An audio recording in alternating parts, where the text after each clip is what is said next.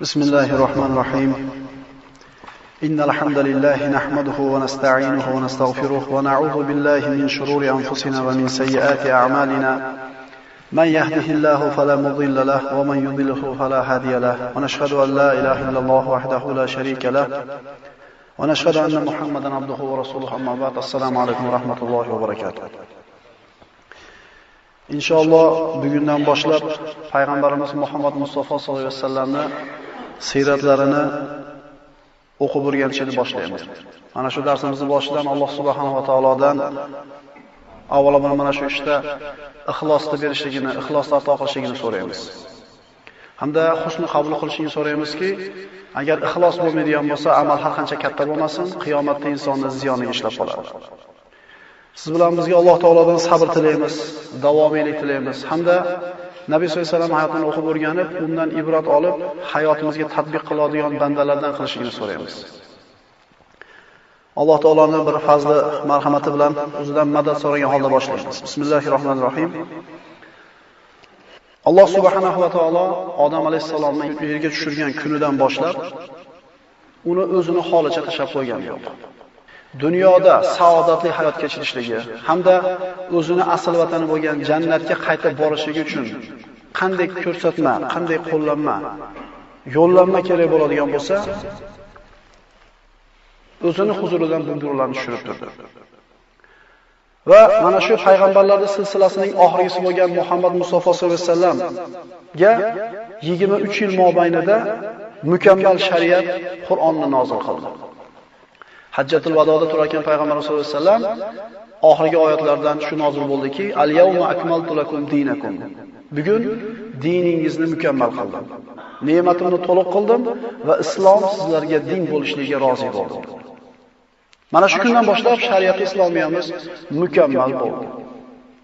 Qur'onda yoki payg'ambar sollallohu alayhi vasallamning hadislarida qanday buyruqlar, ko'rsatmalar bo'lsa, yoki qanday qaytarishlar bo'lsa, bularni musulmon kishi bajarishligi shart bo'ladi. Endi savol, shu ko'rsatmalarni bajarishlikdan maqsad nima? Jannat deymiz, qiyomatda sharmanda bo'lmaslik deymiz. Maqsadlarning maqsadi, g'oyalarning g'oyasi Alloh taoloning diydorini ko'rishlik. Niyatimizni boshdan to'g'ri qo'yaylikki, maqsad bu jannatga kirish emas. Alloh taoloning diydorini ko'rgandan keyin jannatiylar u jannatdagi ne'matlarni hammasini unutishadi. U ham maxluq jannatdan. Salamun qawlan min robbir rohim. Jannatiylar shunday bir jannatdagi ne'matlarga ko'milib rohatlanib turganida Parvardigorini yuzini ko'radi ular deydi. Allohning yuzini ko'rishlik maqsad. Maqsadimiz eng oxirgisi oliysi shu.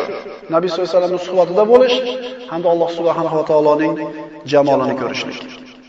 Mana shu yo'lga qanday e'tiboramiz? Bu xususda hammaning o'zining fikri bor.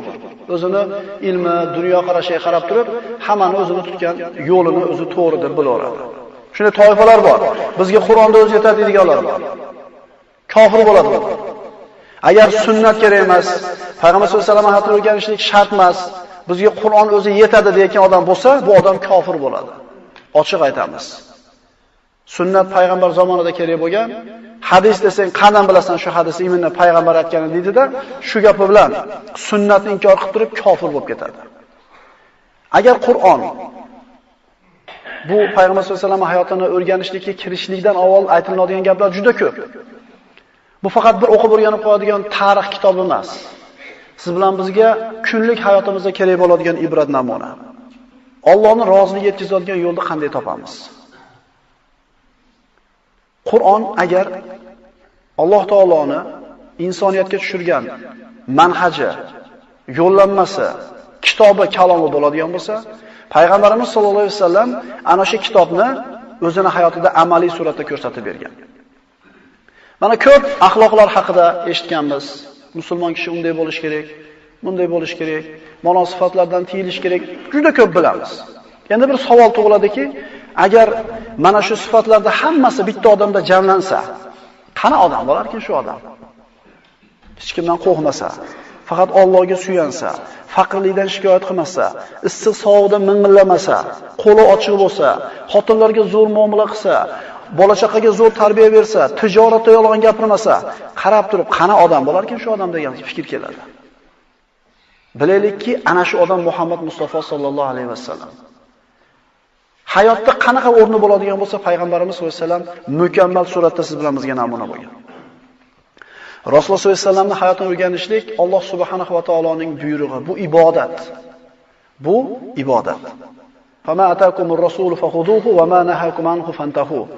Muhammad Mustafa sollallohu alayhi vasallam sizlarga nimani bergan bo'lsa, nimani olib kelgan bo'lsa, uni olinglar, nimadan qaytargan bo'lsa, qaytinglar. Allohning buyrug'iga labbay deb javob beradigan bo'lsak, payg'ambarimizning buyrug'iga itoat qilishimiz kerak. Ana shu biz aytayotgan sunnatni kerak emas deyotgan yoki Qur'onni o'zi bizga kifoya qiladi deyotgan odamlar yaxshilab eshitib qo'ysinki, Alloh taolo ana shu Qur'oni Karimda aytadi: Astagfirullah, qul in kuntum tuhibbunalloha fattabi'uni yuhibbukumulloh va yaghfir lakum dhunubakum. Ey Muhammad alayhisalom, ayting o'shalarga, ya'ni bizga, boshqalarga, agar sizlar haqiqatan Allohni yaxshi ko'rishlik da'voinglar rost bo'lsa, menga itoat qilinglar deb ayting. Alloh taolo aytayapti, meni yaxshi ko'rsanglar, menga iymon keltirgan bo'lsanglar, Muhammad alayhisalomga ergashinglar deb buyuryapti.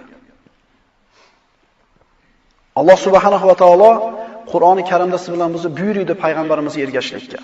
Laqad kana lakum fi rasulillahi uswatun hasana liman kana yarjulloha wal yawmal akhir va zakaralloha kaseeran.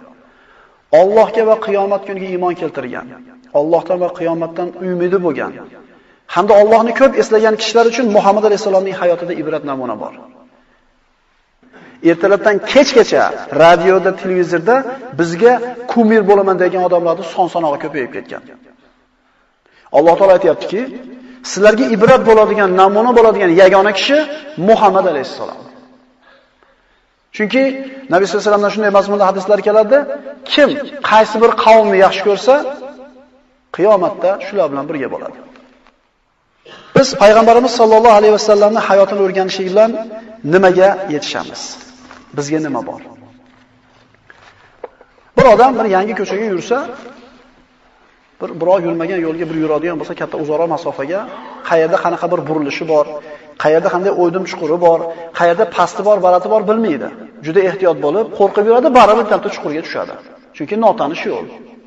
Tez yuradi. Endi hamma yurgan yoki avvaldan yurib tajriba qoldirilgan, hamma bilgan yo'l yurishi unga osonroq bo'ladi. Biz payg'ambar sollallohu alayhi vasallam o'zi qoldirib ketgan yo'lda mahkam ushlab yuradigan bo'lsak, qoqilmaymiz. Nabiy sollallohu alayhi vasallam aytadilar: "Taraktukum ala mahajjatil baydo layluha kanahariha."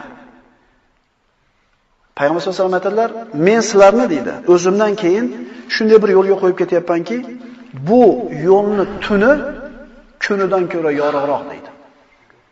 Ya'ni payg'ambarimiz qoldirib ketgan yo'lda qorong'ilik yo'q. Kundek ravshan, tun bo'lmaydi bu yo'lda.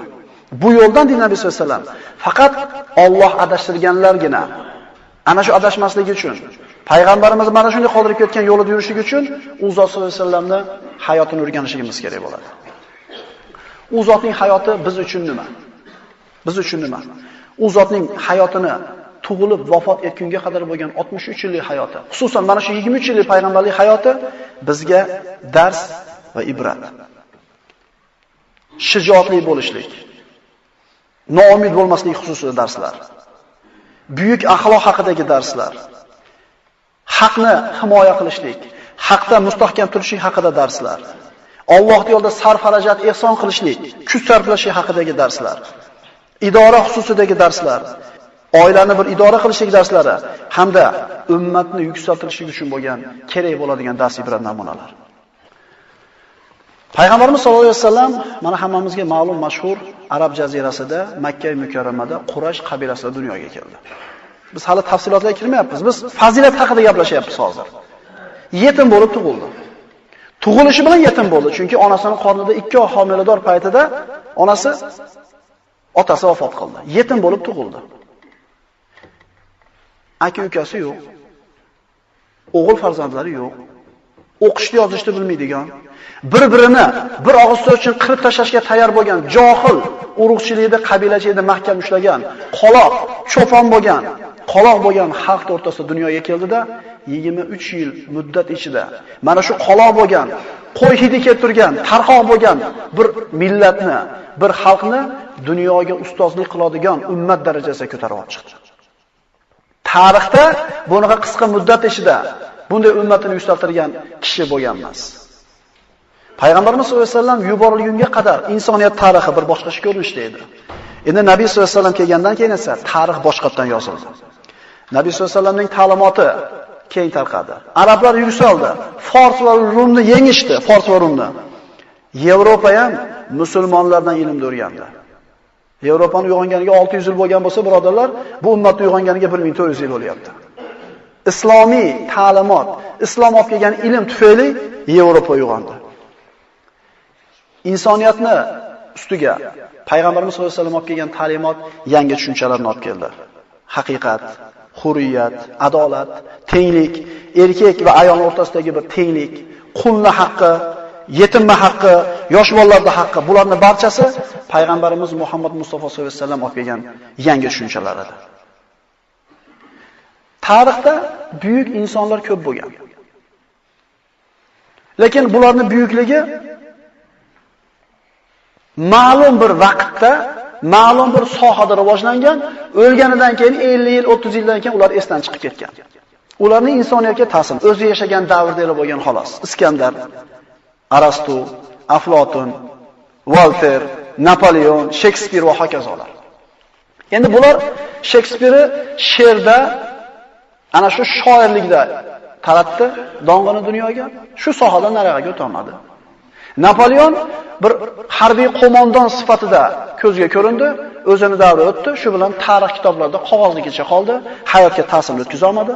Bir filosofiyada Aflotunlar, shu falsafada dunyoga talindida bo'ldi. Boshqa sohada ular bizga ibrat bo'lishlikka yaramadi. Payg'ambar sollallohu alayhi vasallamning hayoti siz bilan bizga ibrat namuna deb aytdik. Biz Payg'ambarimizning hayotini o'qir ekanmiz, mana shu yerda necha xil odam o'tirgan bo'lsa, umuman yer yuzida qanandaqa toifada odamlar yashayotgan bo'lmasin, albatta Payg'ambarimiz sollallohu alayhi vasallam ularga ibrat bo'lishiga yaraydi. Payg'ambarimizga Alloh taolo hamma yaxshi sifatlarni jamlab berdi shaxsiyatida. Hatto payg'ambarlarning hammasida yo'q bu sifat. Masalan, payg'ambarlarning hammasiga biz iymon keltirganmiz. Ularning hammasini o'zimizni payg'ambarimiz deb yaxshi ko'ramiz. Iso alayhisalom olaylik. Bizga mukammal suratda ibrat namuna bo'ladimi? Biz yaxshi ko'ramiz Iso alayhisalomni. Ruhulloh deymiz, alayhissalom deymiz ismi aytilganda. Lekin shu zotning hayotini o'rganadigan bo'lsak, u kishini kim deb taniymiz? Uylanmagan, bo'ydoq, taqvodor, dunyodan behojat, mahkum bo'lgan bir banda. Ota sifatida ibratlikka yaramaydi, chunki ota bo'lmagan. Rahbar sifatida ibrat bo'lishiga yaramaydi, rahbar bo'lmagan. Jamiyatda bir ish yurituvchisi sifatida ibratlana olmaymiz. Chunki u kishi faqatgina boyaga aytganimizdek uylanmagan, dunyodan behojat, taqvoli, xudojo'y, mahkum oddiy odam sifatida bizga ma'lum bo'ladi. Yoki Sulaymon alayhisalom olaylik. Sulaymon alayhisalom bizga qanaqa ibrat bo'ladi? Odil podshoh, shokir boy. Lekin kambag'al sifatida ibratlana olmaymiz. Kambag'al bo'lmagan Sulaymon alayhisalom. Mahkum oddiy fuqaro sifatida ibratlana olmaymiz. Podshohda bo'lgan, podshoh bo'lgan. Och qolgan, qiylangan, zaif holati bo'lmagan Sulaymon alayhisalom. Demak, bu payg'ambarlarni hammasi bizga hayotda mukammal ibrat bo'lishiga yaramaydi. Ma'lum bir sohaga yaraydi, bo'ldi shu bilan. Lekin payg'ambarimiz sollallohu alayhi vasallamchi? Biz nimani o'qishlikka, nimani o'rganishga kirib ketayotganimizni bilib olaylik. Yer yuzida qanaqa yaxshi axloq bo'lsa, hammasi Muhammad alayhisalomda bir vaqtda o'zida jamlangan. Qanaqa yomon sifatlar bo'lsa, payg'ambarimizda birortasi ham bo'lgan emas. Shunday odamni taniymizmi? Shunday kishini taniymizmi? U kishini tanishligimiz u kishiga bo'lgan muhabbatimizga sabab bo'ladi. Muhabbatimizga sabab u zotni tanishlik, agar yaxshi ko'rmasak, iymonimiz komil bo'lmaydi. Biz nimani o'qishga kirishayotganimizni qadrini bilaylik. Nabiy sollallohu alayhi vasallam aytadilar: "La yu'minu ahadukum hatta akuna ahabba ilayhi min waladihi va walidihi wan nasi ajma'in." Mana hamma o'zini iymonli deb biladi. Mana hozirgi aytilgan hadisga quloq solaylik, o'zimizni o'lchaylik kimligimizni. Sizlardan bittanglarga men otasidan ham, bolasidan ham, jamiki insonlardan, hatto boshqa rivoyatlarda o'zini jonidan ham ko'proq men sevimli bo'lmagunimcha bu odamning iymoni komil bo'lmaydi dedi. Biz hammamiz o'zimizni yaxshi ko'ramiz. Hammamiz otamizni, bolamizni yaxshi ko'ramiz. Nima uchun Rasululloh sollallohu alayhi vasallamni u zot bizdan talab qilganda yaxshi ko'ra olmaymiz? O'ylanib ko'rganmizmi? Tanimaymizda. Tanimaymizda u zotni. 30 ga kirgan bolani endi kuch-quvvatga to'lib, aql-hushi joyiga kelib, pul topadigan bo'lib, hayotda bir tikka turib olgandan keyin bir odam keldi-da, "Bolam, seni haqiqiy otang men bo'laman. Bu odam seni boqib olgan. Qiylangan paytimizda majbur tashab ketganmiz. Bu odam seni boqib katta qilgan" dedi. Hali boqib katta qilgan deyilgan otasini oldiga borib so'radi, haqiqatan tan oldi. "Mana shu odam seni otang, tashab ketgan, biz boqqanmiz" dedi. Bu o'gayligi, bu o'zini otaligi ma'lum bo'ldi. Shu odam meni otam ekan degan ma'lumot kallasiga kirishigaylar otasiga muhabbatli bo'lib qoladimi? O'zini otasiga? Yo'q. Kimni yaxshi ko'radi? Boqqan otasini-da, tanigan otasini-da, yaxshilik qilgan, parvarish qilgan, kasal bo'lganda qaragan, och qolganda qoni to'yg'izgan, kiyintirgan, yaxshiligini tanigan otasini yaxshi ko'radi o'gay bo'lsa ham. Xuddi shunga o'xshagandek, biz nimaga payg'ambarimiz sollallohu alayhi vasallam yaxshi ko'ra olmayapmiz desak, biz tanimaymizda u zotni kimligini. Bizga qanaqa yaxshilik qilib ketganligini, u zotni kimligini biz bilmaymizda, shuning uchun yaxshi ko'rmayapmiz. Shuning uchun iymonimiz mukammal bo'lmaydi biz. Mana shu nuqsonni yo'q qilishlik uchun payg'ambarimiz tarixini o'rganamiz. Mana ikkita payg'ambar hayotini aytdik. Iso alayhisalom va Sulaymon alayhisalom. Endi payg'ambarimizga qaytamiz. Payg'ambarimiz onasining qornida 2 oylik yetim bo'ldi. Tug'ildi. Yetim bo'lib tug'ildi. Aka uka yo'q, opa singil yo'q, yagona farzand.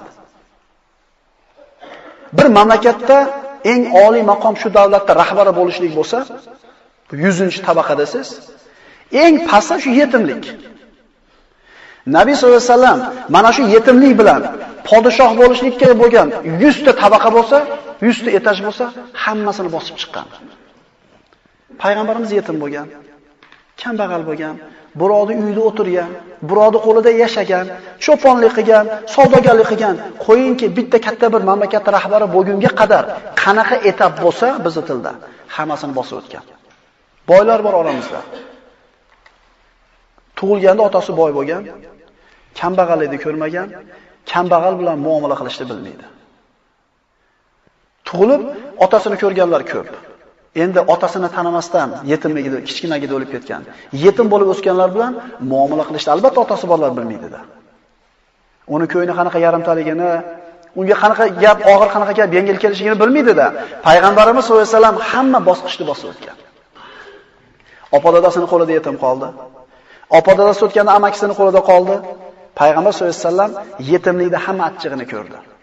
Faqir ham bo'ldi, boy ham bo'ldi, rahbar ham bo'ldi, zaif ham bo'ldi, kuchli ham bo'ldi. Qanaqa bosqich bo'lsa, hammasini bosib o'tdi. Biz tanimizmi shu zotni? Payg'ambar sollallohu alayhi vasallam payg'ambar bo'lishligi bilan faqirlikka sabr qildi, quvvatga sabr qildi, hokim bo'ldi, mahkum bo'ldi.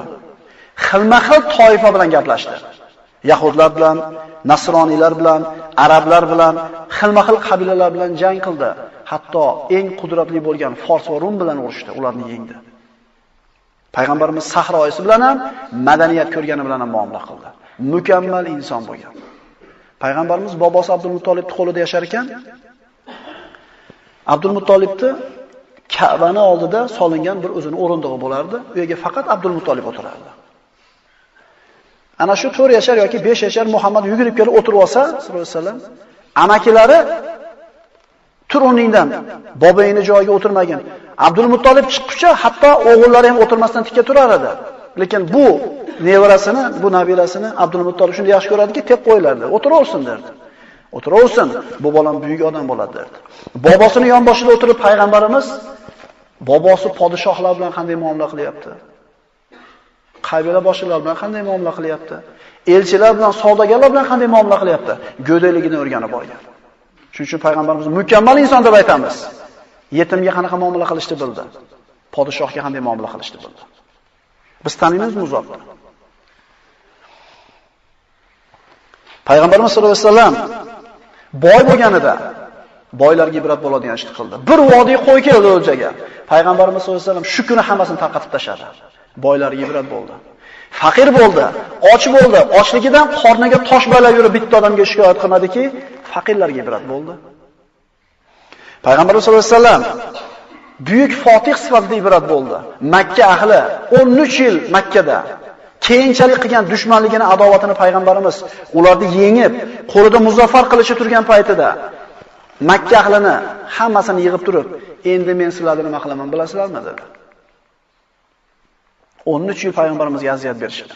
13 yil sahobalarni qiynagan mushriklarni payg'ambarimiz ustida 10 ming qo'shin bilan keldi, qo'lida qilich turibdi.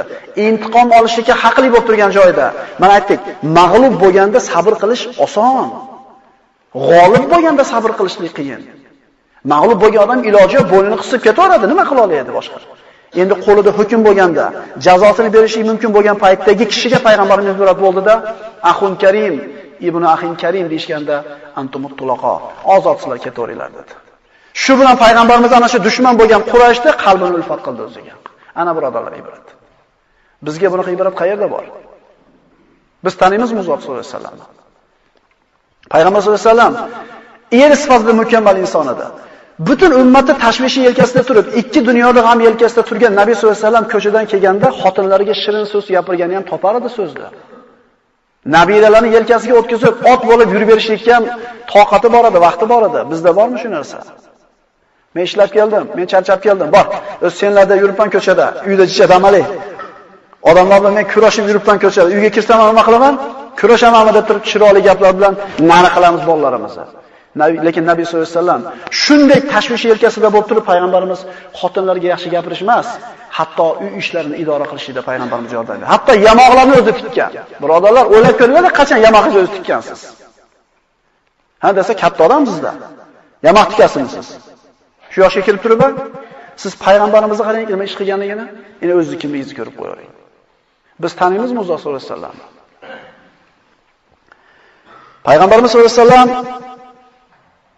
odam bolasi dunyoga kelib vafot etguncha Allohning rizosiga yetishlik uchun qanday namuna, qanday qo'llanmaga muhtoj bo'lsa, hammasini payg'ambarimiz mukammal suratda hayotda qoldirib ketdi.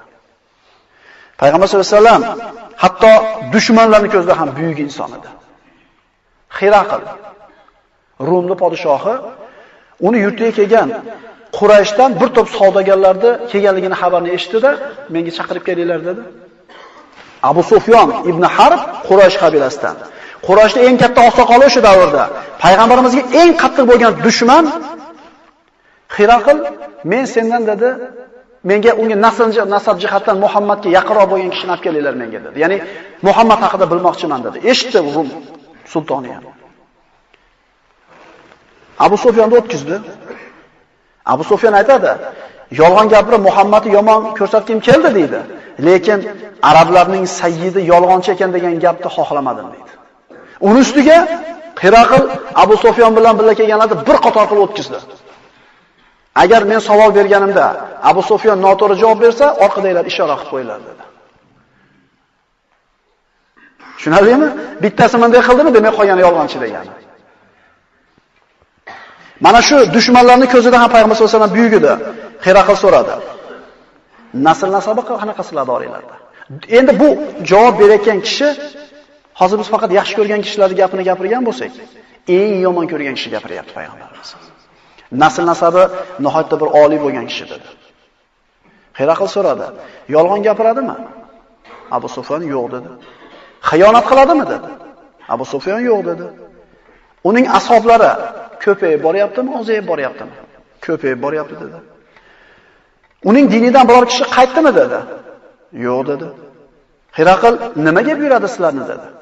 Abu Sufyon javob berdi, namozga, rostgo'ylikka, iffatga dedi. Dushmanini payg'ambarimizga berayotgan bahosi. Shunda Hiraql agar bu sifatlarni o'zida jamlagan bitta inson bo'lsa dedi, tez kunlarda mana shu oyog'imni tagida turgan yerga hukmronlik qiladi dedi. Ya'ni bu buyukligini Hiraql bildi, ko'rdi. Biz hali payg'ambarimiz hayotga kirishganimiz yo'q. Biz nimani o'qiyotganligimiz, nimani o'rganishimizni bilib olaylik qadrini. Tarixda buyuk insonlar bor. Har bitta buyuk inson ma'lum bir sohada, ma'lum bir maydonda, ma'lum bir vaqtda buyuk bo'lgan, keyin o'chgan buyukligi. Zo'r sportsmen, zo'r doktor, zo'r shoir, zo'r qo'shiqchi va hokazo. Ma'lum bir sohada bo'ldi, tugadi. Lekin payg'ambarimiz sollallohu alayhi vasallamning hayoti-chi? U zot jang maydonida tinchlikda buyuk kishi edi. Buyuk ota edi. Er sifatida, inson sifatida buyuk edi. Axloqi buyuk edi. Hech qachon payg'ambarimiz o'zini shaxsiyati uchun birovdan intiqom olmagan. Shaxsiyati uchun birovni so'kkan emas, birovni jazolagan emas. Hech qachon ayol kishini urgan emas. Hech qachon xiyonat qilib yolg'on gapirmagan payg'ambar sollallohu alayhi vasallam. Hattoki payg'ambarimizning axloqini ko'ring, cho'qqileraligini. Abdulloh ibn Sa'd ibn Abi Sarh payg'ambarimizga juda qattiq dushman bo'lgan. Ichida xiyonatni yashirib turgan bo'lsa ham, kelib payg'ambarimizga: "Ey Muhammad, men senga iymon keltiraman" deb qo'lini cho'zdi. Payg'ambarimiz uning iymonini qabul qilishni xohlamadi. Sahobalardan bittasini otasini o'ldirgan edi. Ana shu sahobalardan bittasi turibdi, o'sha o'lgan kishini bolasi. Qo'lini cho'zibdi, payg'ambarimiz shunday teskari qaradi. "Ey Muhammad, men senga iymon keltiraman" deb ikkinchi marta dushmani bilan qilyapti muomalani, birodarlar, ko'rib qo'yinglar. Ikki marta, uchinchi marta payg'ambarimiz qo'lini ushlab bay'atini qabul qilib chiqib ketgandan keyin achchiqlari kelib aytdiki, "Ichinglarda birorta bir roshid kishi yo'qmi?" dedi. Yuzimni bir necha marta teskari qarab olganimdan, buni payg'ambarimiz iymonni qabul qilishni xohlamayapti. Seni otangni o'ldirgan edi, olib chiqib qasosini olmaysanmi? Tushunmadingmi shuni dedi. Deganda sahobalar: "Ya Rasululloh, shu sezmay qolsa ko'z bilanmi ishora qilib qo'yganingizda kifoya qilar" deganda payg'ambarimiz: "Ma kana li nabiyyin an takuna lahu kha'inatul ayun." Payg'ambarga hatto ko'z bilan xiyonat qilish mumkin emas dedi. Dushmani bilan qilayotgan muomalada ham payg'ambarimiz to'g'ri ochiq edi. Xiyonatni ko'zi bilan ham qilgan emas. Biz taniymizmi Muso sollallohu alayhi vasallamni? Payg'ambarimiz payg'ambar bo'lguncha buyuk inson edi. Sodiqul amin edi. Ishonchli, rostgo'y edi. Payg'ambar bo'lgandan keyin kana xuluquhu al-Qur'an, axloqi Qur'on edi. Payg'ambarimiz sollallohu alayhi vasallam zohirligida, dunyodan behojatligida buyuk edi. Men bilan dunyoda nima ishi bor dedi. Dunyo bilan meni ishim nima ishim bor? Meni deydi Rasululloh sollallohu alayhi vasallam, dunyoga kirib chiqib ketishligim xuddi issiq kunda bir musofir safarda yurib charchab, daraxt tagiga kelib salqinlab, damini olib, yana safarini davom etgandek, dunyolar bilan meni hech qanaqa ishim yo'q degan. Biz taniymizmi u zotni? Nabiy sollallohu alayhi vasallam buyuk inson edi. Quraysh payg'ambarlikni payg'ambarimiz sollallohu alayhi vasallam ko'tarib chiqqanda mash'alani jinni deb ko'rdi, sehrgar deb ko'rdi, majnun deb ko'rib turib, omonatlarni olib kelib qo'yishaveradi. "Ey Muhammad, nima turibsan senda?" Omma bilan turganda payg'ambarimizni har xil laqablar bilan haqoratlab turib, lekin yolg'iz qolganda payg'ambarimizning buyukligini tan olish emasmi? Endi payg'ambarimizni ko'ringki, buyuk insonligini. Hijrat qilib ketadigan kunda omonatlar bor edi payg'ambarimizda. Ha, bizda odam nima qiladi? Ha, bir kuydiraysenlarda. Menga shuncha qiyinchilik bergan, bir ko'rsatay senlarga, kuningni kuydiraman demasdan payg'ambarimiz buyukligini ko'ringki, mana shu joyda ham ibrat bo'ldi. Ali roziyallohu anhuga omonatlarni bitta-bitta tanishtirdi. Kim falonchiligi, falonchiligi deb. Payg'ambarimiz hayotda birorta bir payg'ambar bo'lguncha ham, payg'ambar bo'lgandan keyin ham, hatto dushmanlar payg'ambarimizni hayotidan bir nuqson, kamchiligini topa olmaydi. Biz taniymizmi zotni? Bu ummat yuksalgan. Mana shunday qaloq bo'lgan, past bo'lgan xalq, Quraysh, arablar islom bilan yuksaldi. Mana shu hozirgi kundagi islom ummatini yuksalishining sharti ham payg'ambar sollallohu alayhi vasallamni o'rganib hayotini u zotga iqtido qilishlik. Laqad kana lakum fi rasulillahi uswatun hasana va alamu anna fikum rasululloh. Ey musulmonlar, deyapti Alloh. Bilinglar, ichingizda Allohning rasuli bor, deyapti. Bu o'sha paytda sahobalarga aytildi emas. Qiyomatgacha keladigan musulmonlarga aytdi. Payg'ambarimiz vafot etgan hozir. Lekin u kishining sunnati, sirati, tajribalari turibdi oldimizda. Ya'ni shuni ushlasalar yuksalasizlar deydi. 23 yil muddatda payg'ambarimiz mana shunday bir sahroyi bo'lgan qoloqni dunyoga ustozlik darajasiga ko'tardi, yuksaltirdi.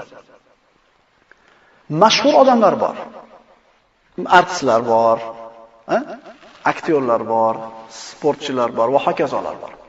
Shular bir-biriga nasihat qiladi. Aytadiki, hadab televizorga chiqaverma deydi. Hadab odamlarga aralashaverma deydi. Nimaga ketib qoladi? Qadring ketib qoladi deydi. Chunki ularni ma'lum bir sifati bilan tanigan bo'lsa, yaxshi sifati bilan, bu zo'r ovozi zo'r, bu zo'r bir qandaydir sportchi, boshqa tomonlaringni ham ko'rsa, sendan hafsalasi qurib ketadi odamlar degandaqa ayblari ko'rinib qoladi.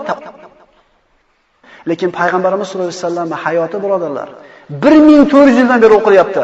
Hali hech kimga malol kelgan emas, malollanmaydi. Mo'jiza emasmi bu? Payg'ambar sollallohu alayhi vasallam bilan birga yashagan insonlar nima degan? Masalan, yaxshi deb bilgan odamingiz bilan birga yurgan odam biladi uni kimligini, to'g'rimi? Siz faqat yaxshi tomonini bilasiz. Ahli sufa bo'lgan payg'ambar sollallohu alayhi vasallam masjidida bir chekada sufa bo'lgan, payg'ambarimizning kambag'al, nihoyatda faqir sahobalari shu yerda yashagan. Masjidga kelgan sadaqa ihson yeb yashagan.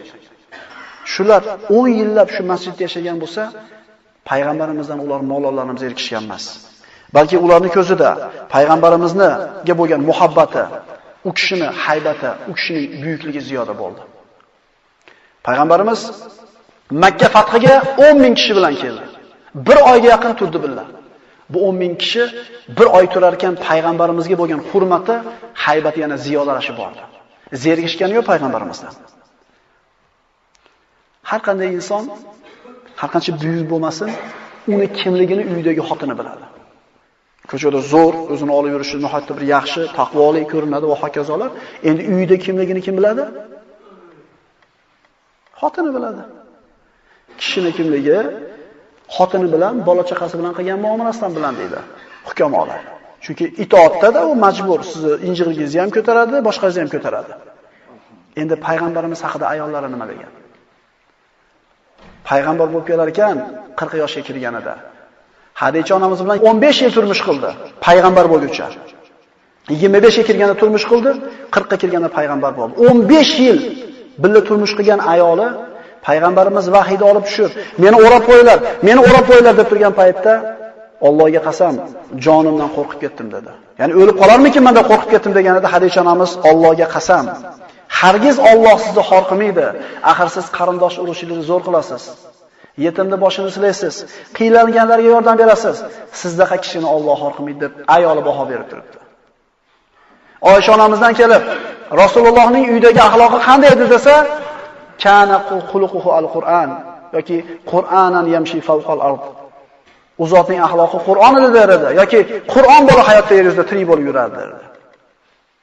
Payg'ambarimizning hayotini o'rganar ekanmiz, bizga boshidan oxirigacha ibrat. Bizga ibrat qilib ko'rsatilayotgan odamlar, bizga namuna bo'lishlikka da'vo qilayotgan kishilarda birortasi, qaytarib aytaman, birortasi bizga ibrat bo'lishlikka yaramaydi. Nima uchun? Alloh aytganligi uchun. Laqad kana lakum fi rasulillahi uswa. Allohning payg'ambari Muhammad alayhisalomda sizlarga ibrat namuna dedi. Modomiki biz maqsadimiz jannatga borib, Rasulullohning suhbatida o'tirish hamda Alloh taoloning jamolini ko'rishlik bo'lar ekan, payg'ambar sollallohu alayhi vasallamni o'zimizga imom deb, boshliq deb, ibrat deb bilishimiz kerak bo'ladi. Ergashishligimiz uchun u zotni o'rganishimiz kerak hayotini. Ibrat olishimiz kerak. Shoyat Alloh subhanahu va taolo qiyomat kunida u kishini shafoatidan bahramand qilsa. Aqulu qawli hada va astaghfirulloh li va lakum. Assalomu alaykum va rahmatullohi va barakatuh.